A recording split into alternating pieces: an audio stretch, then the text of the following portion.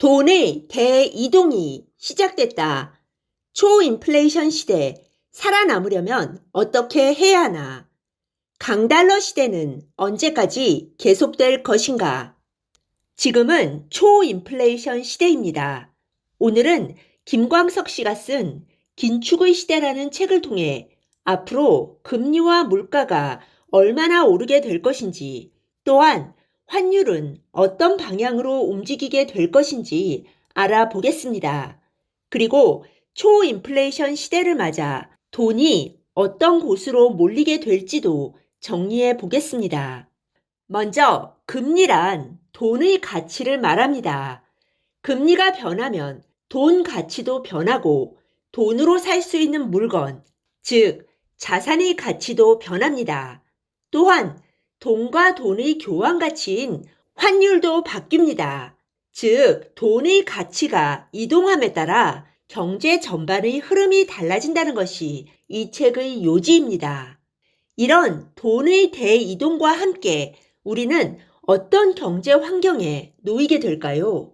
어떤 대응을 하고 어떤 준비를 해야 할까요? 이 책은 돈의 흐름이 바뀌는 시대에서 우리가 알아야 할 가장 중요한 명제는 바로 금리와 물가는 역행한다 라고 말합니다.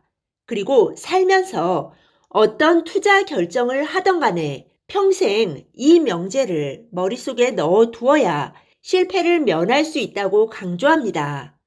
금리와 물가가 역행한다는 것은 반대 방향으로 움직인다는 것입니다. 즉, 금리가 올라가면 물가는 떨어지고 금리가 내려가면 물가는 오르는 것이죠. 그렇기 때문에 미국 연준에서 금리를 인상하고 있는 것입니다. 미국 물가가 너무 높아져서 화폐 가치가 떨어졌으므로 물가를 올려서 화폐 가치와 구매력을 지키려는 것이죠. 이 책은 무엇에 투자할 것인가를 정하기 전에 먼저 금리를 전망해야 한다고 말합니다. 금리와 물가는 반대 방향으로 움직이므로 금리가 올라갈 때에는 물가는 떨어지겠죠.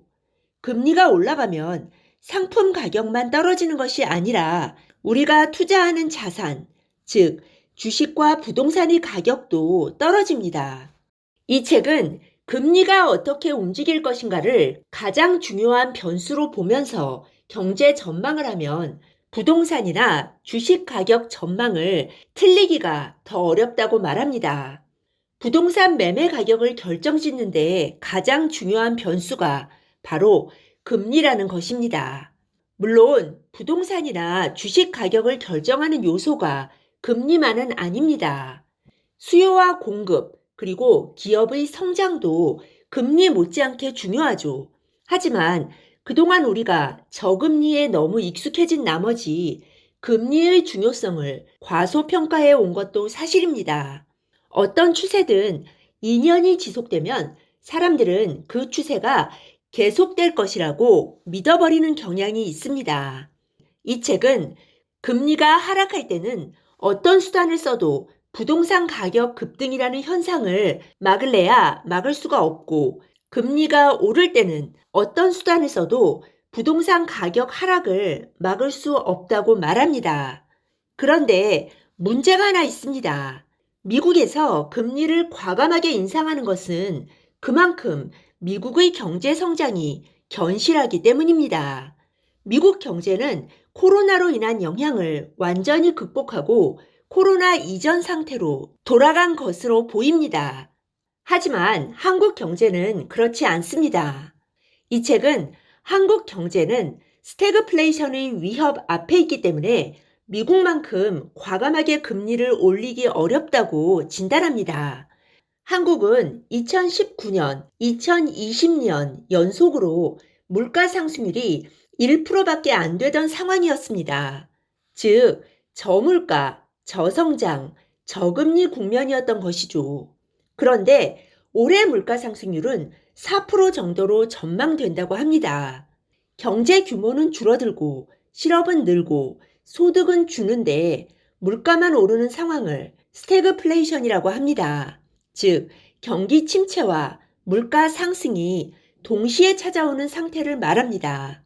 고물가와 고성장이 같이 오면 인플레이션이고 저물가 저성장이면 디플레이션입니다. 그런데 이 중에서 안 좋은 것 두 가지, 즉 저성장과 고물가를 결합한 것이 바로 스태그플레이션입니다. 성장과 물가가 따로 놀기 때문에 일방적으로 물가를 잡을 수도 없고 그렇다고 일방적으로 경기를 부양할 수도 없는 진퇴양난의 형국이 스태그플레이션이라고 할 수 있습니다. 미국은 인플레이션이기 때문에 굉장히 빠른 속도로 물가만 잡으면 됩니다. 금리를 올려도 경제가 알아서 잘 굴러가기 때문이죠. 그런데 한국은 미국만큼 빨리 금리를 올리다가는 불황으로 빠져버릴 가능성이 있습니다. 그러니 한국은행이 미국의 금리 인상 속도를 따라가기가 어렵다는 것입니다. 한국 정부는 스태그플레이션을 저지하기 위한 정책을 펼쳐야 하지만 금리를 올리지 않으면 외국인 자본이 한국 시장에서 빠져나가서 금리가 더 높은 미국 시장으로 가버립니다. 그 결과 우리가 목격하고 있는 것이 강달러, 즉 원달러 환율의 지속적인 상승입니다. 외국인들이 가치가 떨어진 한국 돈을 팔아서 상대적으로 가치가 높은 달러로 바꾸고 있는 것이죠. 이 책은 미국의 금리 인상과 함께 강달러 시대의 도래는 필연적이라고 말합니다. 더구나 한국 정부는 스태그플레이션 우려 때문에 손발이 자유롭지 않기 때문에 앞으로 통화 정책에 혼란이 예고된다고 경고하고 있습니다. 첫째, 강달러로 외국 자금이 이탈함에 따라 한국 주식의 상승은 기대하기 어렵습니다. 둘째, 인플레이션 시대에 수혜를 받는 투자를 해야 합니다. 구체적으로는 에너지 관련 주식과 식품, 원자재 ETF를 추천하고 있습니다. 셋째, 주식 비중을 줄이고 현금 비중을 늘려라. 한동안 고금리 시대가 계속 이어질 것이기 때문에 주식보다는 오히려 고금리 예금에 묻어두는 것이 더 낫다는 것입니다.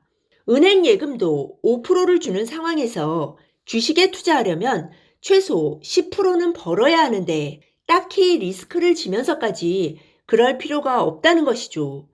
이 책은 최소한 내년까지는 주식시장이 좋지 않을 것이라고 보고 있습니다. 끝으로 한국 경제의 뇌관이라고 할 수 있는 가계부채는 얼마나 위험한지, 환율은 어디까지 오를 것인지, 그리고 집값은 어디까지 떨어질 것인지의 문제가 남았는데요. 내용이 길어져서 이 부분은 다음 영상에서 정리해 보겠습니다. 네, 오늘 들려드린 내용이 도움이 되셨다면 구독 버튼, 좋아요 버튼 꾹 눌러주세요. 그리고 알람 버튼도 꾹 눌러주세요. 지식퀸의 새 영상이 올라오면 제일 먼저 받아보실 수 있습니다. 감사합니다. 다음에 또 만나요.